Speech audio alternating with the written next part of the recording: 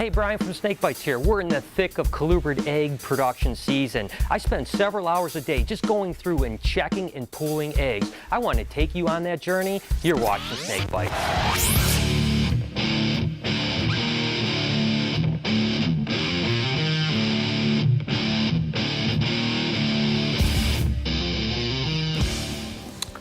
We're in the thick of colubrid egg production season, but you can't set up snake eggs without egg boxes. Now with colubrids, we actually use vermiculite instead of hatchite. I prefer hatchite, but the cost is really expensive. So I use it for all my pythons, but when it comes to colubrids, it's just cost effective for me to buy these big bags of vermiculite and mix them up on my own. Basically, I'm gonna mix a whole bunch of batches of these guys. And all you have to do is get this stuff nice and damp. You don't want it wet, but damp. There's actually a ratio which is 1:1 volume to weight, but I just feel it out because I've been doing it for so long. Once you have all the egg boxes set up for the day, the fun part starts, the egg hunt. Basically what I do is I go through and check all the females that have the lay tags that are about to lay, and I look in their nest boxes. See, this girl is definitely not laying yet. I basically just walk through and check all the ones that have the dates that are around that time and see if I can find any eggs. This girl's not in her egg box. And here's our first clutch of the day. This is actually a Pueblan milk snake, and you can see it's a pretty good clutch of eggs, no slugs whatsoever. I have no doubt that today we'll find good eggs, we'll find bad eggs, and who else knows what we'll find.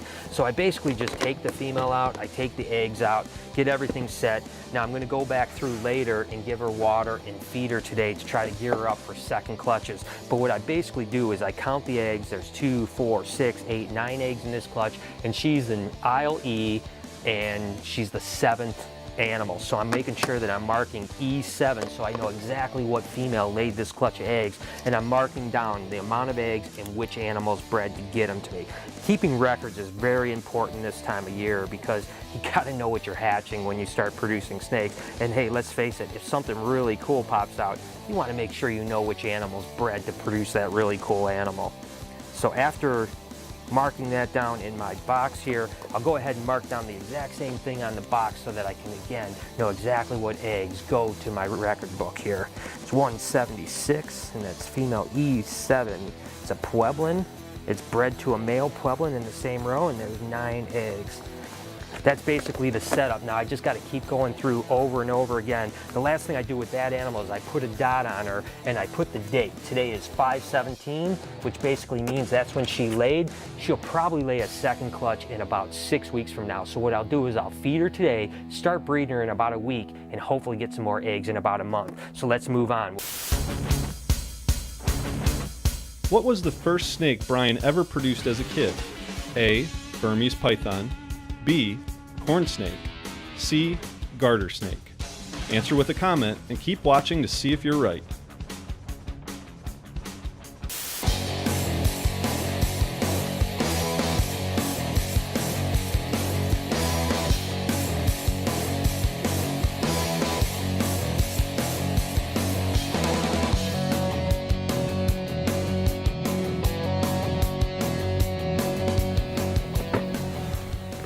See what we got here.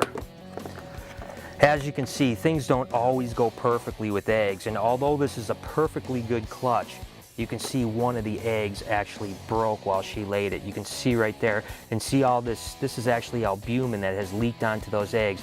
Very important to, number 1, get this bad egg off, and number 2, get all that albumin cleaned up because it will kill the good eggs.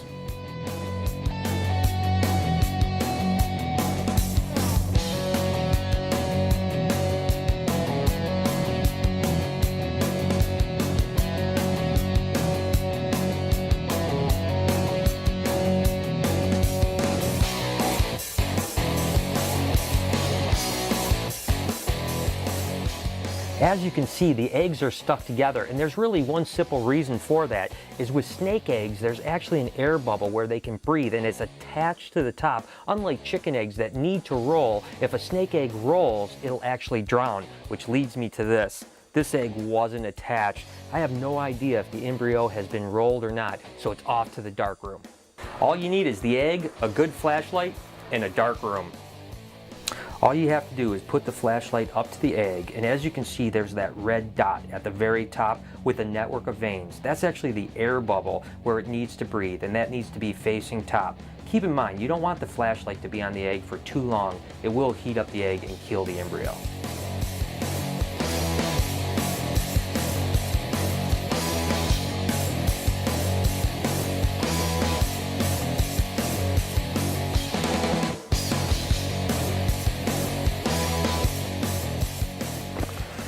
Not every clutch is perfect. As you can see with these eggs here, there's what they call slugs, which are infertile eggs, and you can tell the difference between this slug egg and this nice fertile egg. Number one, they always have kind of pointy ends. They're really squishy and kind of yellow. These are absolutely not good, so it's important to get rid of all of the slug eggs because those slug eggs can actually cause your good eggs to go bad. So you definitely want to get rid of them. But with colubrids, the majority of our production comes out fertile, but every now and then you get a clutch like this that's got 2 or 3 or 4 slug eggs. See what we have here. Looks like we've got some eggs in this clutch. All right. You know what? This is a perfect thing that I want to show you guys. Things don't always go perfect when you're breeding snakes. Now this female corn snake has obviously laid a clutch of eggs several hours ago. You can tell that they've been around for at least 6 or 8 hours. So I know she's still not laying, and yet you can still see that there's eggs left in her, one way up high, and that's a big sign of knowing that this animal is egg bound. And then there's actually another egg that's still a good inch away from her anal vent. Basically, again, it's a term called dystocia, which means egg binding. What probably happened is one of 3 things. There's either a fold in the oviduct and the eggs are caught, a twist in the oviduct and the eggs are caught, or what we really don't want to have happen is actually a tear in the oviduct and the egg has moved into the body cavity. Now there's a few things you can do here. You can either try to massage aspirate, so just massage the eggs out, which is kind of dangerous because again, you're pushing that oviduct, and if there's a tear in there or a twist, you're not going to get the egg out. The other thing you can do is go in and needle aspirate the egg, take that albumin out with a needle, and hopefully the reduced pressure can cause the passage to open up. Or lastly, the majority of the time what we do is leave the animals alone in their egg box for 4 or 5 days. A lot of times they'll pass them on their own. All right, so there it is, the last clutch of the day. Again, we did over 1,000 eggs today, so that's a lot of production that's coming up, which probably means there's going to be a really cool baby snake episode in about 60 days, so make sure to stay tuned. Okay guys, we're in Shelby Township, Michigan, just north of Detroit. This is prime habitat for hen squatch to thrive. We got internet cafes, we got cell phone towers, we have 7-Elevens with plenty of beef jerky. Now, what I think we should do is go get some eyewitness testimony and see what we come up with. All right, I know just the place. Let's go.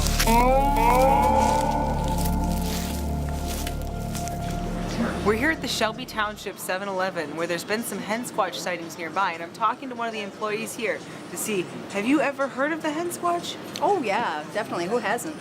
Okay, have you ever had any personal experiences with him? Not personally, no, but on the night shift they say that a lot of the beef jerky goes missing and it's attributed to the hen squatch. That is a sure sign of some hen squatch activity. I have a feeling we're on the right track here. Hold on, Sam, hen dog bait. All right, perfect. All right, thank you. You might need it for later. Excuse me, sir. Yeah, hi, my name's Patrick. What's your name? Chewy. Chewy. My name is that? English. Okay. Irish, What's going I don't know. Have you heard of the legend of the hen squatch? Hen squatch. What's hen that? squatch. Ponytail, run. Oh yeah, the other day I was out there shooting my guns with my friends, shooting squirrels. I saw a ponytail out there. Went out there, shot him. Realized he's a big man, like really like a large elf. So we shot him. But I heard about it in the news. He was running around rampant, stealing jerky, laptops, all kinds of shit. What more do you know about him? So where was he last seen? I told you, he's out in the woods. That way? That way. Okay. Out, west. Okay. So what are you trying to do with him? Catch his ass. For what? Research. What kind? How did that go? It didn't go good. Some Irish bull. Talked to him for a while. Didn't he have any info?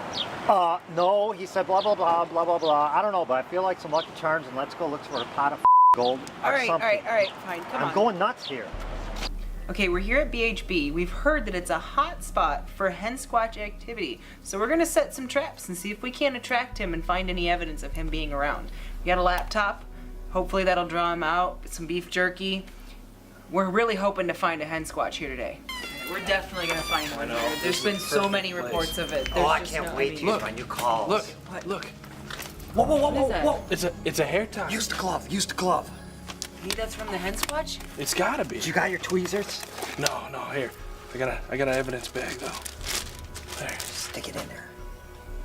Look at that. You can this see is this one's been great. used too. Evidence. This is great. We're gonna have to take this one back to the lab.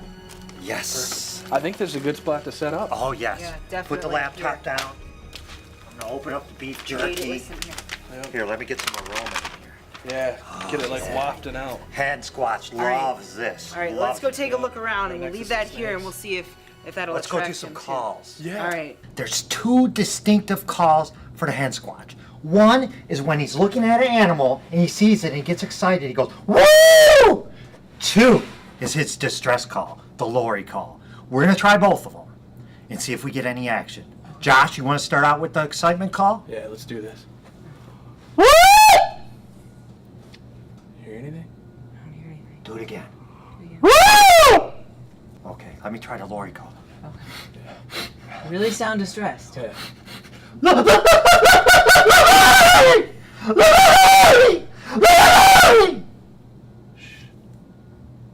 I don't hear anything. One more. You know what? I heard if we knock with the snake hook and he hears the snake hook, he gets all excited. I've heard that too. You want to try that? Yeah, let's do it. Let's do it.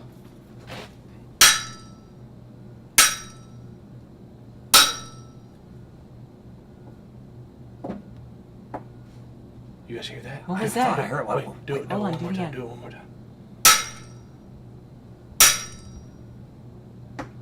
I heard it. Let's go. It's over there. Go. You guys, look, the beef jerky is gone. The computer, it's on. It's on Twitter. Oh my God. Did you find him? Did you find anything? Nothing. We must have just missed him. He was here. All right. Okay, so we didn't actually see the hen squatch, but come on, look at all the evidence we found. The hair tie, the banging. Come on, the stupid, the beef jerky's gone and it's on Twitter? Are you kidding me? Okay, we might not have seen him, but that's a lot of evidence. What do you guys think? Think there must be a hand squatch in this shop.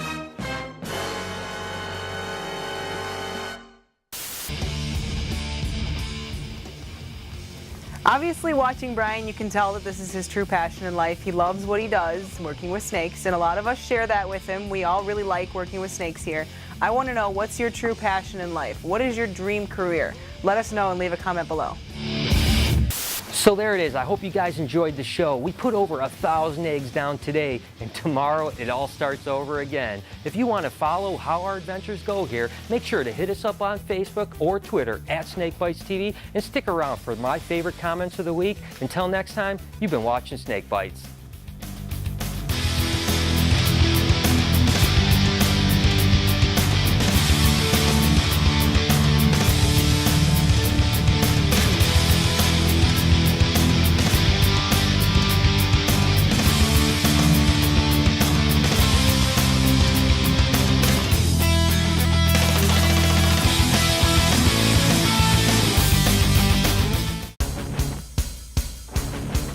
What was the first snake that Brian ever produced as a kid?